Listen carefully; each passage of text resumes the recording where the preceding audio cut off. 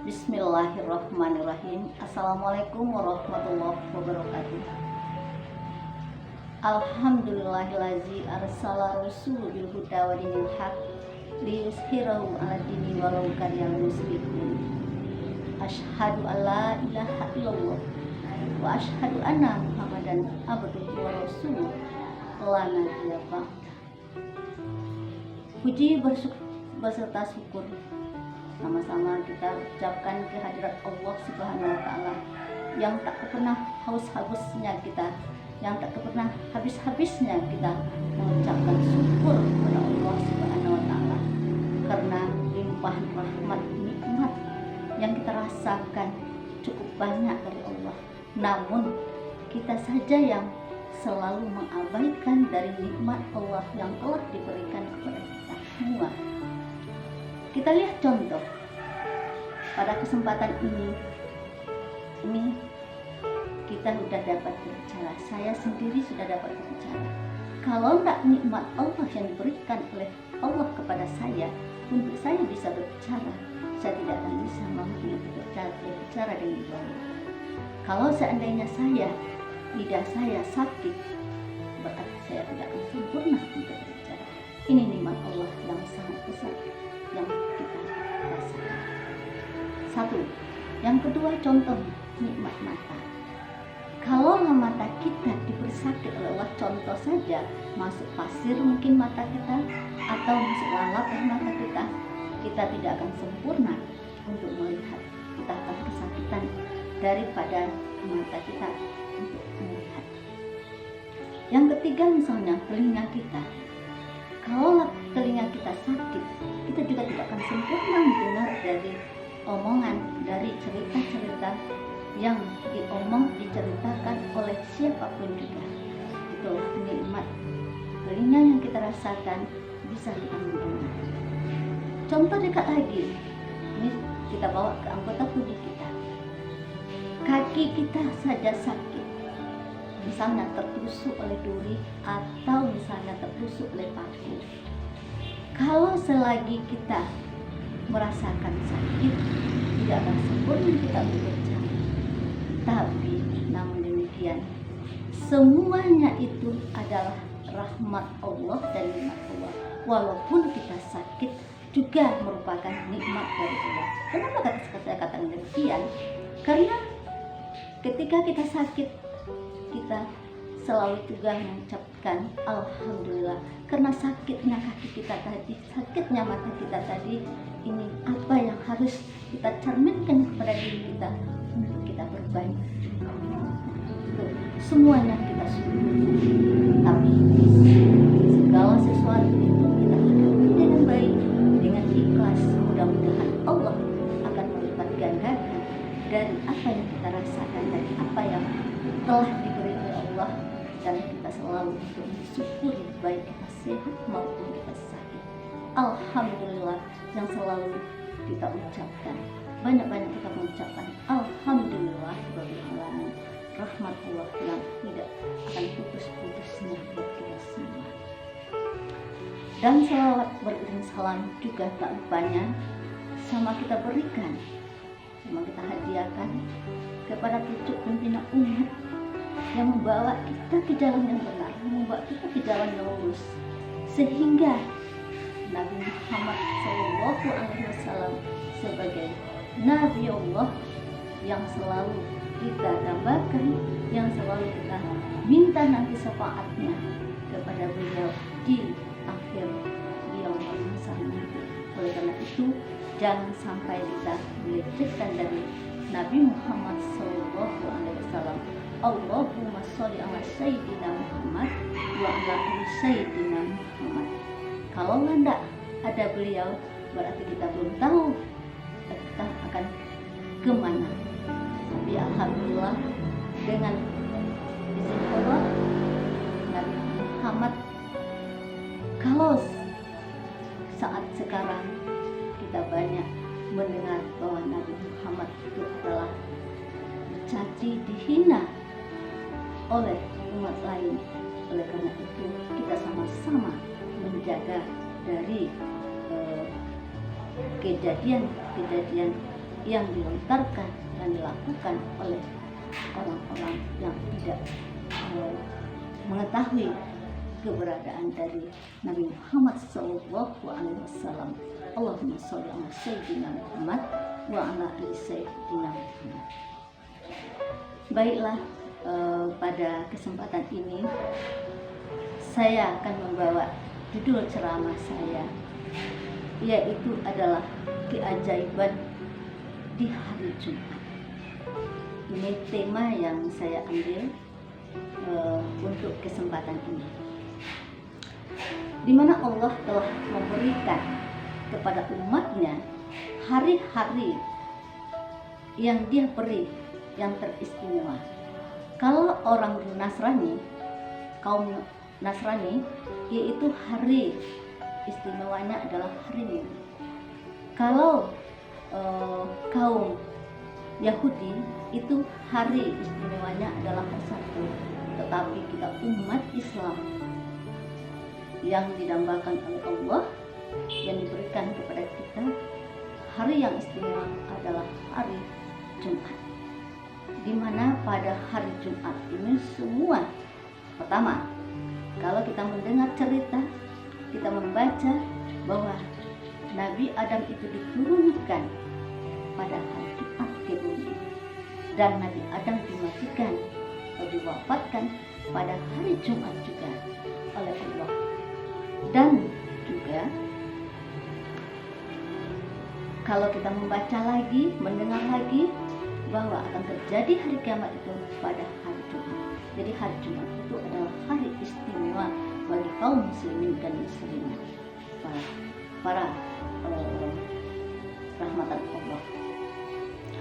Kemudian dari situ kita melihat pada hari Jumat ini adalah satu hari yang diberikan dalam satu minggu, yang hari-hari istimewa untuk kita beramal. Sama juga dengan dalam 12 bulan yang diberikan oleh Allah, tapi ada bulan yang pertama, yang satu bulan adalah hari istimewa untuk kaum muslimin dan muslimat, yaitu pada bulan Ramadan. Itulah pada bulan Ramadan berbanyak kita beribadah, itu akan dilipat gandakan oleh Allah pahala-pahala di saat itu. Dan juga malam yang istimewa yang diberikan oleh Allah kepada kita semua umat, kepada kaum muslimin dan muslimat, adalah sepertiga malam. Dari sepertiga malam itu bangunlah, mintalah kepadaku, kata Allah, akan aku kabulkan apa yang kamu minta, asalkan kamu mau untuk berjumpa denganku di sepertiga malam. Jadi kalau kita lihat di sini, bapak-bapak dan ibu-ibu para rahmatan Allah, rahmat nikmat, sebenarnya kalau sama-sama kita renungkan, ini banyak sekali. Pada hari Jumat itu ada keistimewaan yang amal yang harus kita perbuat. Yang pertama, perbanyak selawat. Pernah Rasulullah bersama sahabat berdialog. Kata sahabat, "Ya Rasulullah, apakah amalan yang bisa saya buat di hari Jumat ini?" Kata Rasulullah, "Perbanyaklah berselawat kepadaku." "Baiklah ya Rasulullah, aku akan memberikan selawatku 1/4 bahagian dari amal yang aku buat." "Bagaimana ya Rasulullah?" Kata Rasulullah, "Itu bagus. Tapi alangkah bagus lagi apabila kamu berselawat lebih dari itu." Nah, ketika itu sahabat juga menyampaikan, "Baiklah ya Rasulullah, aku akan hadiahkan setengah daripada aku akan menyediakan setengah selawatku untukmu pada hari Jumat ini." Kata Rasulullah, "Itu bagus, tapi alangkah bagusnya jika engkau tambah untuk selawat kepadaku." Nah, kemudian sahabat juga menyampaikan, "Kalau begitu ya Rasulullah, aku berikan 3/4 untuk aku berselawat kepada engkau. Bagaimana ya Rasulullah? Kata Rasulullah, itu bagus, tapi akan lebih bagus lagi apabila kamu tingkatkan lagi berselawatnya kepadaku. Nah, kemudian sahabat juga menyampaikan, ya Rasulullah, kalau seperti itu aku akan selawat penuh untukmu pada hari Jumat. Kata Rasulullah, itu yang lebih bagus, karena nanti selawatmu itu kepadaku, itulah yang akan engkau dapati nanti dariku. Syafaat dariku nanti akan engkau terima. Siapa yang banyak berselawat pada hari Jumat dan hari-hari yang lain, itu adalah pembalasannya di hari akhirat, syafaat dari Nabi Muhammad Sallallahu Alaihi Wasallam. Karena Nabi Muhammad lah nanti yang akan menolong kita dari syafaat dari beliau. Seperti kita sekarang, kita memasukkan air ke dalam gelas. Kalau air ke dalam gelas itu sudah penuh, jadi akan melimpah dia. Melimpahnya itulah yang nanti akan kita terima dari Nabi Muhammad Sallallahu Alaihi Wasallam. Itu kira-kira. Jadi perbanyaklah oleh kita, bapak-bapak dan ibu-ibu kaum muslimin dan muslimat, perbanyaklah berselawat pada hari Jumat, mulai dari malam Jumat sampai di akhir Jumat. Itu adalah utama dari selawat. Satu manfaat dari selawat kepada Nabi Muhammad Sallallahu Alaihi Wasallam. Bahkan kalau kita mendengar ada yang melapangkan dari hidupnya, banyak selawat akan melapangkan dari kesusahannya, melapangkan dari keselawatannya. Itu yang pertama. Salam. Yang kedua kita membaca adalah perbanyak membaca Al-Quran. Terutama Al-Quran yang dibaca adalah surat Al-Kahfi. Pada hari Jumat itu usahakan kita membaca Al-Quran adalah surat Kahfi. Kenapa? Surat Al-Kahfi ini adalah surat yang istimewa lagi.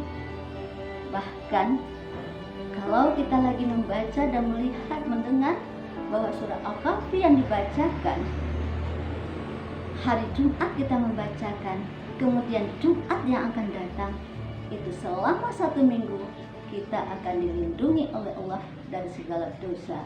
Jadi kita diampuni oleh Allah dari dosa-dosa kita yang kita perbuat. Amin. Alhamdulillah, mudah-mudahan seperti itu hendaknya.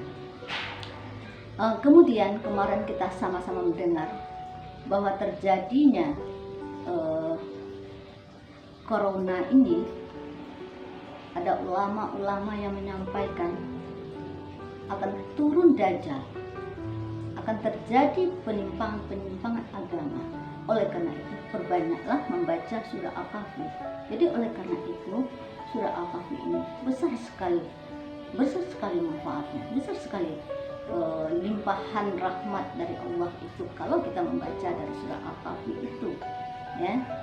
Katanya kalau kita membaca Al-Kahfi, kemarin terjadi itu corona itu 10 ayat pertama dan 10 ayat terakhir diusahakan kita membaca setiap hari. Bahkan kalau dapat kita hafal dari surah Al-Kahfi itu, dari dajjal itu dia akan bisa hilang, akan bisa mengelak dari surah Al-Kahfi yang kita bacakan. Begitu besarnya manfaat dari surah Al-Kahfi itu. Itu yang kedua. Yang ketiga, berdoalah kepadaku, kata Allah, pada hari Jumat itu. Insya Allah akan aku kabulkan, akan kabulkan permohonan permintaanmu orang-orang yang berdoa di hari Jumat. Ya, tapi ada suatu jam tertentu yang makbul doa kita di hari Jumat itu adalah di antara sholat asar dan sholat maghrib. Perbanyaklah di sana berdoa, doa akan dikabulkan oleh Allah. Itu adalah tempat doa yang istimewa di 1 jam atau di antara asar sahar dengan maghrib.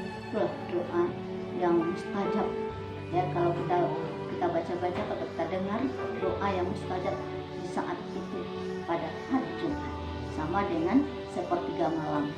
Bangun kita di sepertiga malam, kemudian kita berdoa, itu mustajabnya sama dengan bulan Ramadan. Itu doa. Jadi usahakanlah untuk anak kita, untuk kita semua, kita berdoa supaya anak-anak kita mudah-mudahan jadi anak yang soleh-soleha, yang akan mendoa kita kan nanti kalau kita telah tiada. Bahkan dengan keadaan sehari-hari pun kita bermohon kepada Allah supaya anak-anak kita menjadi anak yang selalu mendoakan kita, yang selalu menghadiahkan kepada kita bacaan-bacaan yang baik-baik untuk kita semua ya. Para orang tua dan kita semua. Amin. Kemudian yang keempat, ini yang kunci, bersedekah. Perbanyaklah bersedekah pada hari Jumat, terutama usahakan sedekah subuh. Itu luar biasa pahalanya, itu luar biasa. Pada subuh itu ada 2 malaikat yang turun untuk mendoakan kita. Bagi orang yang selalu bersedekah di subuh, kata malaikat yang pertama, dia menyampaikan, gantilah ya Allah sedekah orang pada pagi ini yang bersedekah pada subuh. Itu kata malaikat kepada Allah. Kemudian ada lagi malaikat yang menyampaikan,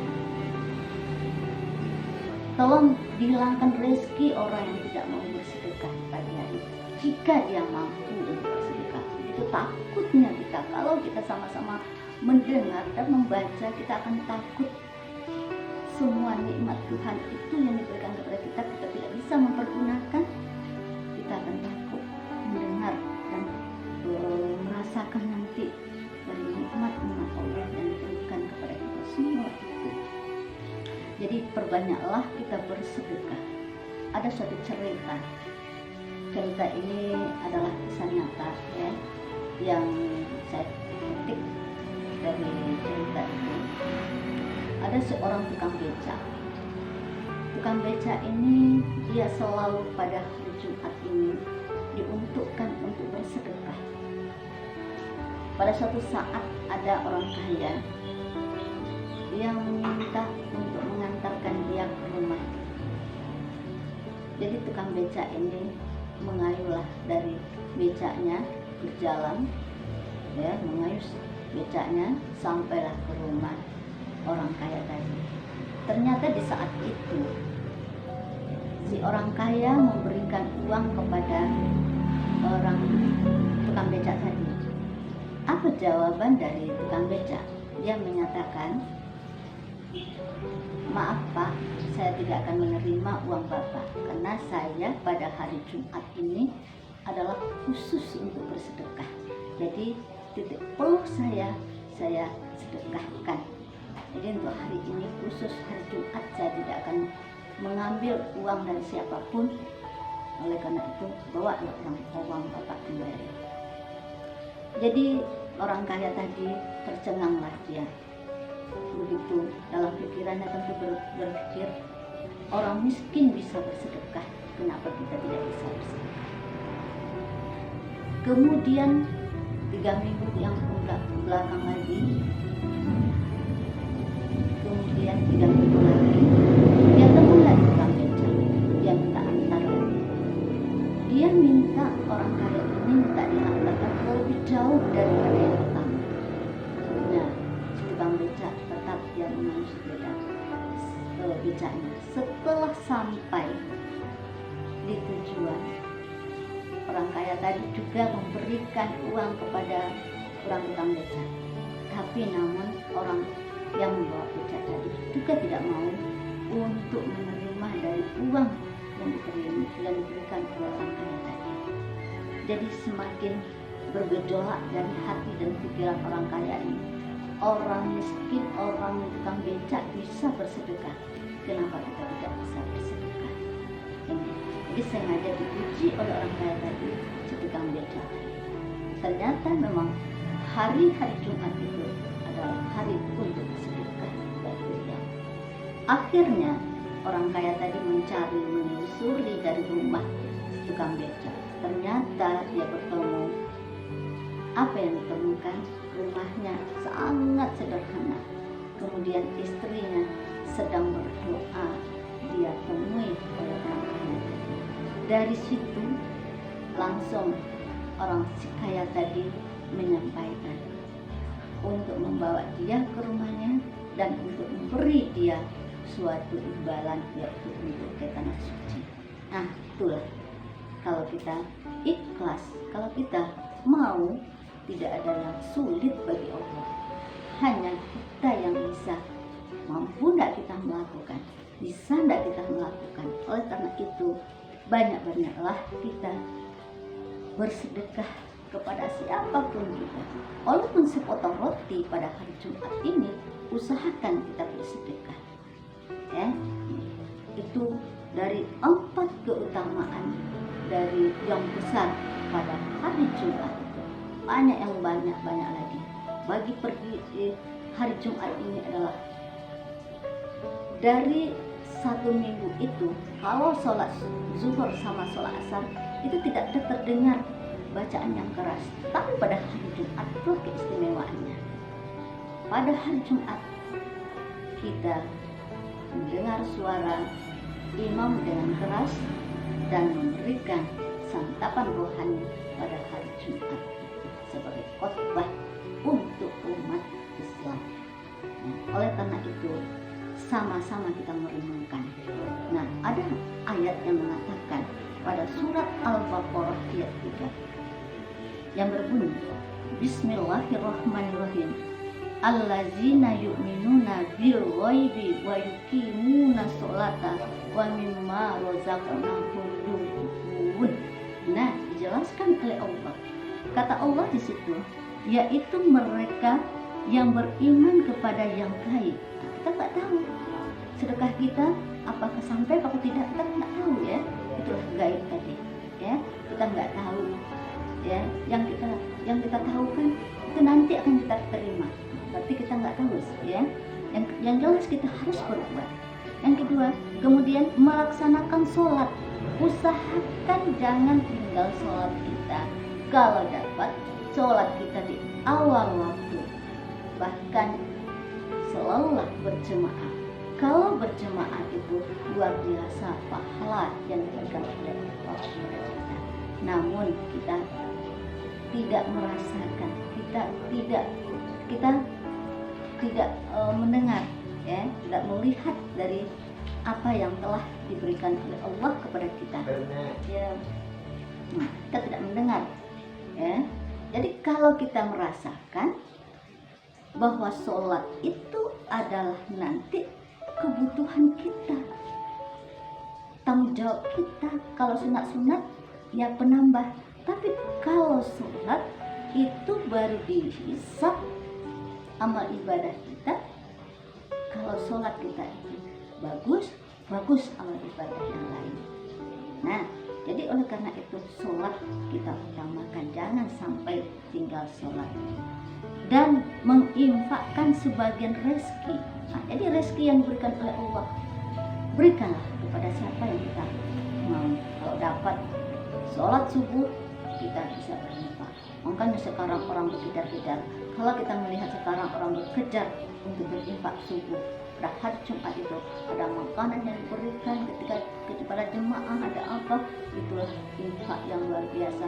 Kalau orang sudah biasa merasakan dan tahu dari nikmat Allah dan tahu dari suruhan Allah, dia akan melaksanakan. Rugi dia kalau tidak melaksanakan. Jadi perbanyaklah infak itu, dan menginfakkan sebahagian rezeki yang kami berikan kepada mereka. Ini ayat Al-Baqarah ayat 3, yaitu sekali lagi saya bacakan, yaitu mereka yang beriman kepada yang gaib, melaksanakan sholat dan menginfakkan sebagian rezeki yang kami berikan kepada mereka. Jadi rezeki yang diberikan oleh Allah itulah yang kita pergunakan di jalan Allah yang hendaknya. Amin. Kemudian pada kesempatan ini inilah sebagai ceramah saya pada hari ini. Mungkin kalau benarnya itu datangnya dari Allah, yang salah itu datangnya dari saya, karena saya yang mengucapkan. Dan saya juga minta ampun kepada Allah kalau kalimat-kalimat saya itu salah saya untuk menyampaikan di hadapan kita bersama. Nah, itu saja sebagai wejangan pada hari ini. Salah dan janggal mohon maaf. Terima kasih atas kita semua. Billahi taufiq wal hidayah. Wassalamualaikum warahmatullahi wabarakatuh. Alhamdulillahirabbil alamin.